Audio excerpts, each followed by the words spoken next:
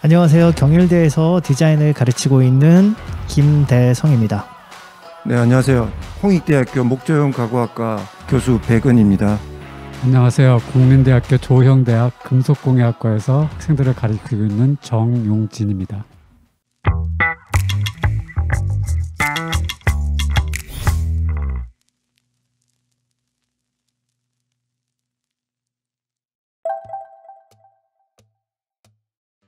너무나 잘 아시는 것처럼 요즘에 그 인터넷을 통한 배송이라든가 배달 이런 것들이 많이 이제 사용하는 것처럼 공예 작품, 디자인 제품 또한 인터넷에 대한 접근, 그리고 유튜버들이 접근하는 부분, 얼마 전 전시했던 그런 트렌드 페어나 서울 디자인 페스티벌 같은 경우에도 유튜버들이 상당히 많았었거든요.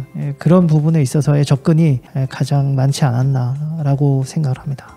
사회 구조가 지금 굉장히 급격하게 개인주의적인 생활 방식으로 변하고 있습니다. 코로나로 인한 것도 분명히 무시 못할 변화를 가져오고 있고요. 그래서 우리가 이 공예나 가구 분야에서도 이 개인주의적인 생활 방식에 맞는 제품들이 만들어질 것이라 생각되어지고 현재도 굉장히 조명을 받고 있다고 생각되어집니다. 그래서 좀 예전에 그런 단체의 문화에 적합했던 어떤 제품들보다는 개인의 욕구를 충족시켜 줄 수 있는 아주 세분화되고 다양한 공예 제품들이 만들어질 거라고 생각되어집니다.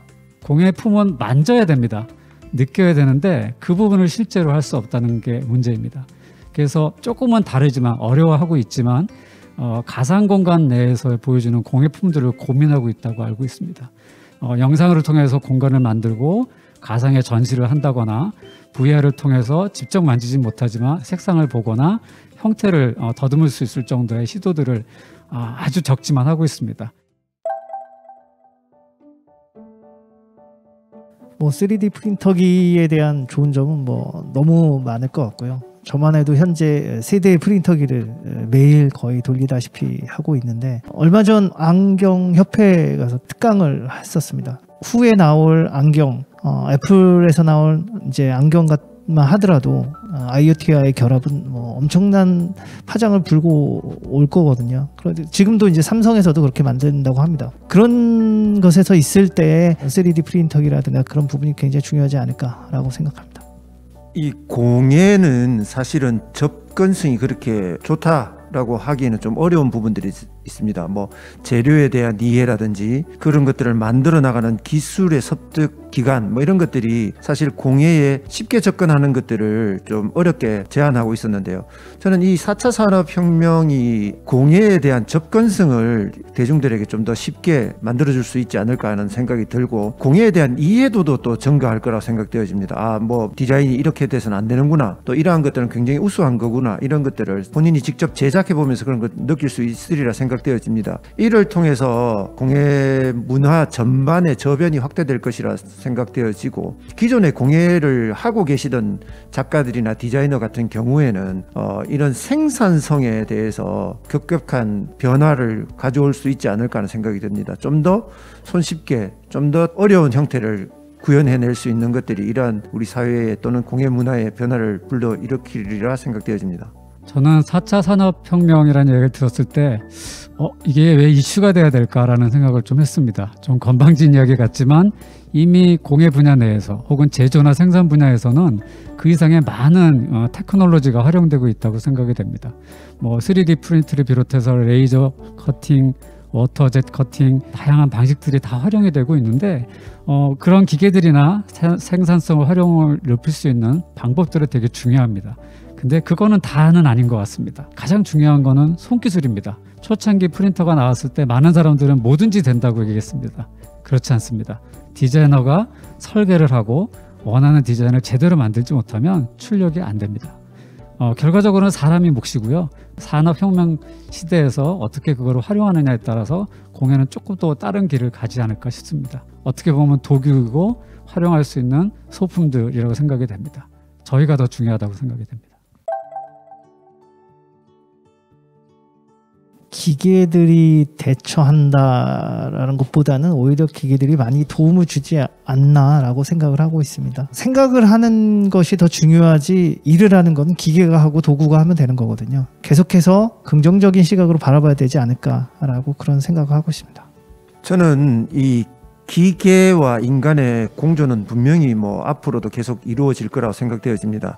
하지만 기계가 인간의 창조적 예술 감각을 능가하기에는 굉장히 뭐 그 영역 밖의 일이 아닌가 하는 생각이 듭니다. 앞서 뭐 김대성 교수님께서 말씀하셨지만 하나의 창조 행위를 위한 하나의 도구로서의 디지털 기기들을 사용해 나가고 있다고 생각되어집니다.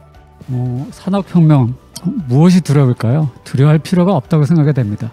결국엔 손맛이 하니까 이렇게 얘기를 하고 싶습니다. 여러분도 잘 아시겠지만 많은 위대한 예술품들은 모방품이 있습니다. 정말로 모사도 잘하고 정말로 똑같이 만드는데 비슷하긴 하지만 감동을 조금 다르게 주고 있지 않나 생각이 됩니다. 원본을 넘기가 어렵습니다. 그 원본은 사람이 만드는 것이고요. 그 원본에 따라서 기계가 발달하면 모사를 그만큼 정확하게 하기는 할 겁니다. 과연 그렇지만 실수로 만들어지는 터치를 만들 수 있을지 그런 건 의문입니다. 조금 다른 얘기는 하지만 저는 학생들한테 이런 얘기도 가끔 합니다. 특히 영화 얘기를 좀 많이 합니다. 제가 좋아하는 스타트rek도 그렇고 최근에 나오는 로스트 인 스페이스에서도 나옵니다. 프린터 기계가 아예 장착이 되어 있는 상태에서 사물들을 출력해서 사용하는 모습들이 굉장히 많이 나옵니다. 데이터를 활용해서 만들고는 있는 거지만 감성은 좀 없다고 생각이 됩니다. 역시 감성 중요합니다. 거기에 특히 감성 중요합니다. 아까 앞서 말씀드린 것처럼 경험을 많이 쌓는 거 중요할 것 같고요. 그리고 도구에 대한 활용, 거부를 하지 않는 거 중요할 것 같고요. 그리고 본인의 아이덴티티를 명확히 찾고 가는 것, 그런 것이 중요하지 않을까라고 생각합니다. 앞으로 이런 사회의 변화에 따라서 개인의 욕구가 굉장히 분출될 것이라 생각되어집니다. 그래서 이러한 개인의 욕구를 맞추기 위해서 본인의 그 성장 배경, 어떤 학습을 했고 어떤 교육을 받았는지 이런 것에 따라서 사람마다 각각 다른 정체성을 가지게 됩니다. 그래서 본인만이 가지고 있는 정체성을 뚜렷이 확립하고자 하는 노력을 성실하게 한다면 앞으로 변화되는 사회에서 뚜렷한 자신만의 조형 언어로 새로운 공예를 창출해낼 수 있지 않을까 하는 생각이 듭니다. 저희도 젊은 시절을 지냈습니다. 청년기, 장년기 지내서 오고 있습니다. 무모하기도 하고 그 다음에 새로운 시도를 하면 좋은 시기가 청년기입니다. 시도를 두려워하지 않았으면 좋겠습니다. 우선. 그리고 여러 가지 다양한 아이디어를 받아들일 수 있게 폭넓은 시각을 가졌으면 좋겠습니다. 청년들은 한 가지에 몰입하는 경우가 많습니다. 본인이 최고라고 생각하는 경우도 많습니다. 오류를 범하기 쉬운 자세이죠. 주변에서 이야기도 듣고 조언도 들어야 됩니다. 자기가 원하는 게 있다면 이렇게 많은 정보가 노출되어 있는 사회, 현대사회라면 원하는 정보도 찾을 수 있습니다. 소극적이보단 적극적이었으면 좋겠고 부정적이보단 긍정적이었으면 좋겠습니다. 부정적일 필요 없습니다. 내 공예가 이거밖에 안 될 것 같은가? 거꾸로 본다면 사회의 무궁무진한 발전 가능성이 있습니다. 긍정적이고 발전적이고 폭넓은 마음을 가졌으면 하는 게 제 심정입니다.